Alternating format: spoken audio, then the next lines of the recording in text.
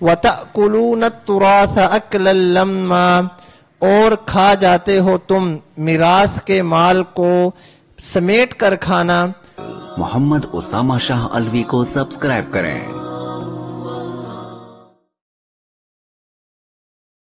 نحمده ونصلي ونسلم على رسوله الكريم، اما بعد، فاعوذ باللہ من الشیطان الرجیم، بسم اللہ الرحمن الرحیم۔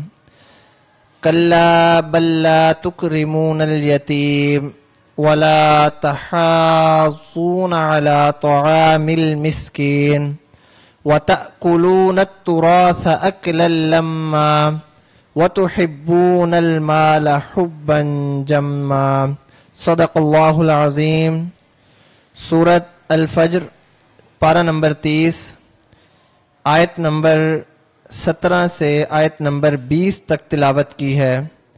ان آیات مبارکہ کا ترجمہ: کلا بل لا تکرمون الیتیم، ہرگز نہیں بلکہ نہیں عزت کرتے تم یتیم کی، ولا تحاضون علی طعام المسکین، اور نہیں ترغیب دیتے تم دوسروں کو مسکین کے کھلانے پر، وَتَأْكُلُونَ التُّرَاثَ أَكْلًا لَمًّا، اور کھا جاتے ہو تم میراث کے مال کو سمیٹ کر کھانا، وَتُحِبُّونَ الْمَالَ حُبًّا جَمًّا، اور محبت کرتے ہو تم مال کے ساتھ محبت کرنا بہت زیادہ یا جی بھر کر۔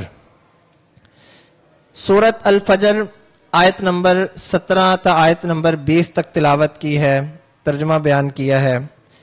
جو گزشتہ سبق ہم نے تفسیر پڑھی تھی وہ یہی تھی کہ اللہ تعالی ہمیں جتنا بھی دے ہمیں اس پر صبر شکر کرنا چاہیے، اور ہمیں یوں نہیں کہنا چاہیے کہ ہم اللہ تعالیٰ کے مقبول بننے ہیں اس لیے اللہ تعالیٰ نے ہمیں زیادہ دے دیا، یا اللہ تعالیٰ نے ہمیں جو ہے نا ذلیل کر دیا، نعوذ باللہ نعوذ باللہ، اس طرح کے الفاظ ہمیں نہیں ادا کرنے چاہیے۔ اب یہاں سے کلا بل لا تکرمون الیتیم، بل سے اللہ تعالیٰ جو ہیں وہ ان اعمال کا ذکر کر رہے ہیں جو اللہ تعالیٰ کے ہاں مقبول نہ ہونے کی علامات ہیں۔ وہ کون سے اعمال ہیں؟ ان میں سے سب سے پہلا یہ ہے کہ یتیم کا اکرام نہیں کرتے۔ اب یتیم کسے کہتے ہیں؟ یتیم کہتے ہیں کہ جو نابالغ بچہ جس کے سر سے والد کا ہاتھ اٹھ جائے اس کو یتیم کہتے ہیں۔ اب ایک تو باپ کی شفقت سے محروم، مصیبتوں کے پہاڑ ٹوٹ پڑے، اب لوگ کیا کرتے ہیں کہ اس بچے کو جو ہے نا پیار نہیں کرتے، اس کے ساتھ اچھا سلوک نہیں کرتے، اس کو دھتکارتے ہیں۔ تو اللہ تعالیٰ اس کا آیت کا کہہ رہے ہیں کہ یہ وہ اعمال ہیں جو اللہ تعالیٰ کو بالکل بھی پسند نہیں ہے، بلکہ ان اعمال کی وجہ سے وہ اپنی آخرت کو خراب کر رہے ہیں۔ ہونا تو یہ چاہیے کہ اپنے رزق میں سے اس کو دو، اپنے کھانے میں سے اس کو دو، اپنے پہننے کپڑوں میں سے اس کو بھی لے کر دو، لیکن لوگوں نے کیا کرنا شروع کر دیا کہ ان کی ذلت کرنی شروع کر دی، ان کی بے عزتیاں کرنی شروع کر دی۔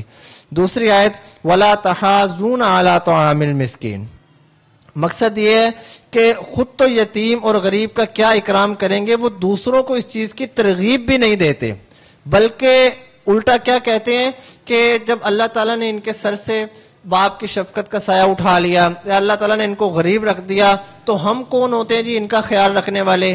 ہم کو ان پہ زیادہ رحم کرنے والے ہیں، اللہ نے جب رحم نہیں کیا تو ہم ان پر رحم کیوں کریں؟ تو یہ باتیں کرنا گناہ ہے اور غلط ہیں۔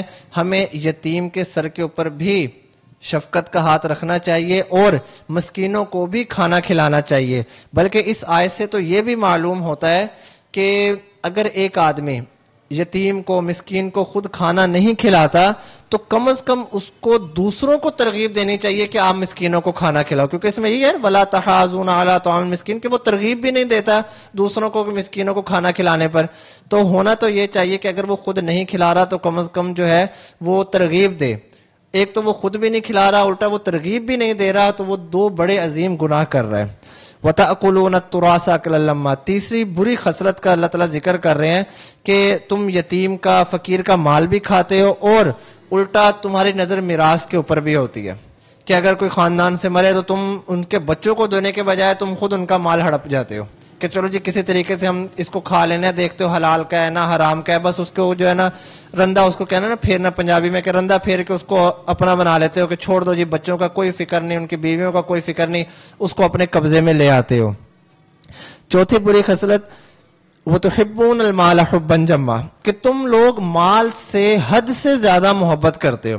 مال سے محبت کون لوگ کرتا ہے؟ جو لالچی ہو، جس کے دل کے اندر جو ہے نا مال کی بہت زیادہ محبت ہو، لالچ بھری پڑی ہو، اور مال سے محبت کرنا یہ تمام گناہوں کی جڑ ہے، کیونکہ مال سے جب انسان محبت کرتا ہے پھر نہ وہ کوئی اچھا دیکھتا ہے نہ وہ کوئی برا دیکھتا ہے، اور یہی وجہ ہے کہ جب انسان کے پاس مال آتا ہے تو وہ اللہ کا شکر ادا کرتا ہے، مال نہیں آتا وہ ناشکری کرتا ہے، شکوے شکایات کرتا ہے، جس کی وجہ سے وہ اللہ تعالیٰ کو اپنے سے ناراض کر بیٹھتا ہے۔ اب ہونا کیا چاہیے کہ اس کو مال کی محبت اس کے دل کے اندر کم ہونی چاہیے، بلکہ نہیں ہونی چاہیے، مال کے اس کے دل کے اندر قطعاً محبت نہ ہو۔ اگر کسی چیز کی محبت ہونی چاہیے تو وہ صرف اور صرف اللہ تعالیٰ کی محبت ہونی چاہیے، اور ہمیں قرآن پاک سے یہی سمجھنے کو اور یہی سیکھنے کو ملتا ہے۔ اللہ تعالیٰ سے دعا ہے کہ اللہ تعالیٰ ہمیں یہ جو بڑے بڑے گناہ ہیں ان سے محفوظ رکھے، ان سے بچنے کی توفیق عطا فرمائے، جو کہ اللہ تعالیٰ نے ہی ہمیں دینی ہے، اور قرآن پاک پر صحیح طریقے سے عمل کرنے کی توفیق عطا فرمائے۔ وما علینا الا البلاغ المبین۔ دینی اور دنیاوی معلومات کے لیے اس چینل محمد اسامہ شاہ الوی کو سبسکرائب کریں۔